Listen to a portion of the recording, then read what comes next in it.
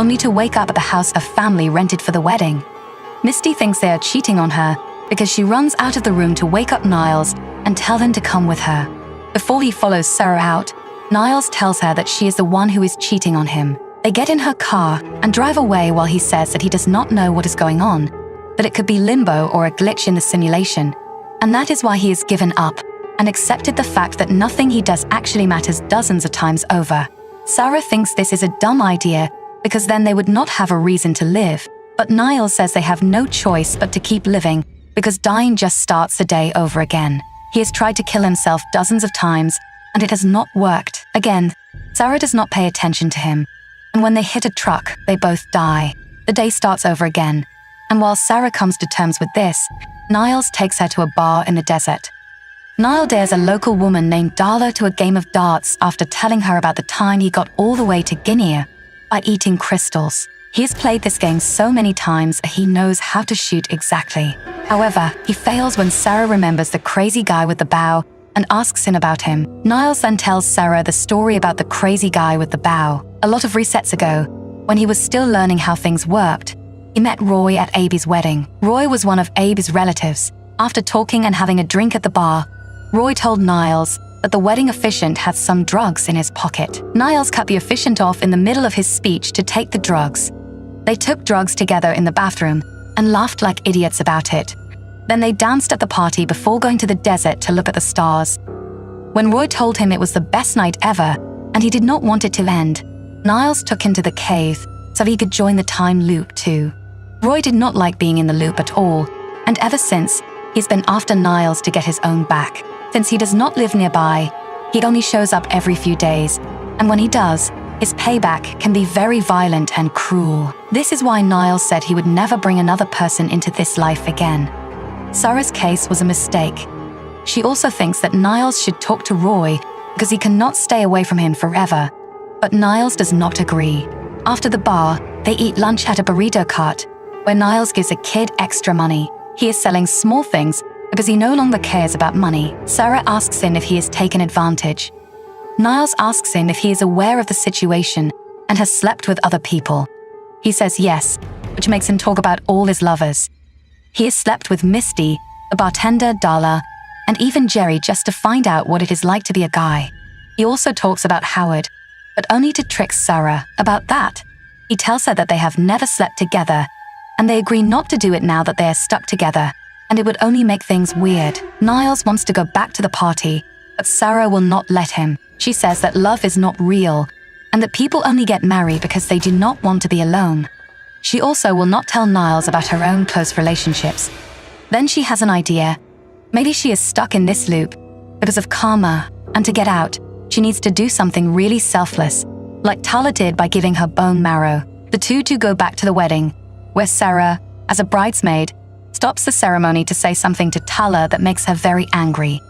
Then she runs back to the bar, where Niles finds her playing pool and bragging about how smart her idea was. But when she goes to sleep, the day starts over, so her plan did not work out.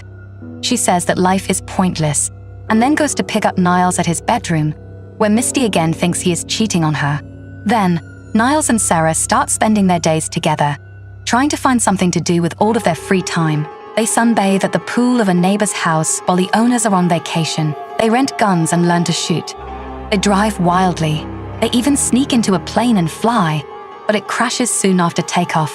As more reset days go by, Sarah becomes more and more like Niles in that she has no shame, so their pranks also get worse. They work on a dance routine together, then do it in a bar while giving everyone the finger and running away. One time at the wedding party, Sarah goes after the groomsman who had hit on her before. She tells him to wear a blindfold and wait for her in the bathroom. So he walks into Misty and the wedding priest while they are busy. Another time, they stop a party by finding a bomb in the cake and putting on a show of a good pirate fighting a bad one. Sarah throws Niles a party at the bar with the wedding cake. For the millionth time, the game is restarted. They also get wiener tattoos from each other, and sometimes they even end the day by hugging. Niles tries to tell Sarah one night while they are camping that the past does not matter to him because he only cares about the present. Sarah tells him her story anyway. She was married for 2 years, but she knew from the start that it was not going to work, but she still did it. When she asks Niles what he was doing before he got stuck, he says he cannot remember because it has been so long, but that could be the mushrooms talking. Because now they are making them see dinosaurs walking around in the desert. They are so surprised that they do not even know they are holding hands. Later, when they go to sleep in their tent, Sarah asks Niles to make love to her. Niles is not sure, but he agrees. The next morning when they wake up, they are both happy and proud of themselves for a change. Sarah does not have much time to enjoy this happiness. By not running out of the room as soon as she wakes up, she is forced to face the mistake she has been trying to avoid. This is Abe's room, because she slept with him the night before the wedding. She leaves with Niles in the car, but she does not really listen to what he says because she is too busy thinking about how she needs to get out of the loop, so she does not wake up with Abe again. Niles thinks this morning is different and much better because of what they did last night. But Sarah still thinks everything is pointless, which hurts Niles a little. Sarah does not want to talk about what they did because she is focused on a police car that has been following them for a while. She starts speeding on purpose because she has never been jailed before and wants to know what is going on. When the police siren goes off, she pulls over and goes to talk to the officer, saying that Niles has taken her and she needs help.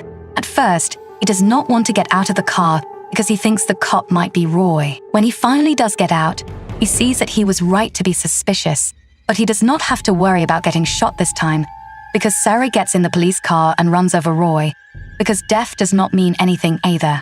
Then, a second cop on a bike shows up, but Sarah is not scared. Instead, she makes fun of him until he tases them both and puts them in jail. Sarah's attitude bothers Niles, so he tells her that the pain is real and that what they do to other people matters because they have to live with the weight of what they have done. They start fighting and blaming each other for keeping her in the loop until Niles finally admits he lied and that they have hooked up before many times. This makes Sarah angry, and she wants to get out of the loop even more than before, so she walks in front of a truck to start the day over. The next morning, Niles is upset that Sarah did not pick him up like she usually does, so he goes looking for her. She is not in her room, and no one knows where she is. He has tried to find her many times, but has not been able to, so he has stopped having fun. He just sits down on beds or pool floats and cries. One night, when I was out with Abe's room with the guys and the wedding officiant, he smells something familiar on his pillow. It is Sarah's perfume. When the groomsmen tell him that Abe slept there last night, Niles sees what has happened and stops the party to tell everyone what Abe has done. To prove it, he gives Tala the pillow that smells like the perfume she bought herself. Now that Niles knows why Sarah hates herself and why she wakes up every morning at the same bus stop, he tries to protect her against her family for thinking so little of her. But he gets jumped on by a furious Abe. While they are fighting on the floor, Niles gets a fork and stabs Abe in the cheek, which makes them both feel scared. So the next time the day starts over, Niles keeps his mouth shut and watches the wedding go on normally. When Howard and Pia give their speech, however, he starts to cry. Later, he goes somewhere private with Jerry, who soothes him as he says he loves and misses Sarah.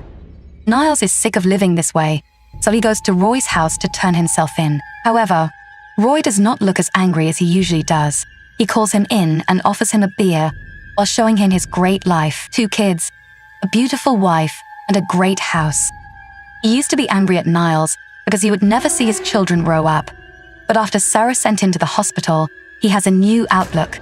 Today is a perfect day spent with his family, and he gets to live it over and over. Nothing could be better than that. Roy thinks it is good that Niles has Sarah with him because no one should have to go through this alone. He also thinks he and Niles should not see each other again. Niles asks Roy to kill him one last time as a way to say goodbye. Sarah, on the other hand, has been busy the whole time. After they are arrested, she wakes up and tells Abe right away that they are bad people who deserve anything bad that happens to them. She then runs out of the house. From then on, she spends hundreds of resets at a diner learning about quantum physics and general relativity. She does this by reading books, watching online classes, and even talking to real scientists. When she thinks she knows enough, she starts taking readings of the cave and testing with a goat and some explosives. Once she knows the answer, she finally goes back to see Niles, who is glad to see her and says he is sorry for keeping things from her. He wants them to start over, but Sarah is not interested. She is glad he is sorry, but she does not care about the rest. She tells him that she has come to the conclusion that they are stuck inside an energy box and that to get out of the loop, they need to leave the box during the 3.2 seconds it takes to move through it. The way to do this is to use explosives and blow themselves up during that time window. She does not know where or when they will land, or if they will even survive, but she has tried it on a goat, and the animal is no longer in the loop. Niles, on the other hand, does not want to be left out. He tells Sarah he loves her and that he knows about her relationship with Abe. He then tells her he wants to stay with her forever in the loop and have the best life possible because the real world is bad. Sarah tells him no and gives him one last hug and a goodbye before leaving. When Misty sees her and makes a scene, Niles just breaks up with her. The wedding goes on as usual, but when Sarah's turn comes to give a speech, she takes it seriously and says some lovely things about how nice and hopeful her sister is. When they hug, Carla is glad to see that Sarah is wearing the perfume she gave Sarah. During the party, Niles' grandmother, who generally compliments him on his speech, instead compliments her. Niles, meanwhile, is at the bar drinking away his sadness. Darla tells him he will not find what he is looking for here, which makes him realize what a fool he has been moping around. Niles then does something to make the bartender kick him out, which he does on purpose so he can get close enough to him to steal his truck keys.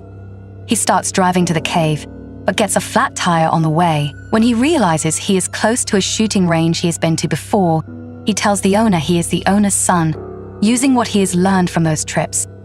The man believes him because he told him things that no one else could know. He then rides his bike with him to the cave. When Sarah sees them, she tells Niles that time is running out so he does not do anything stupid.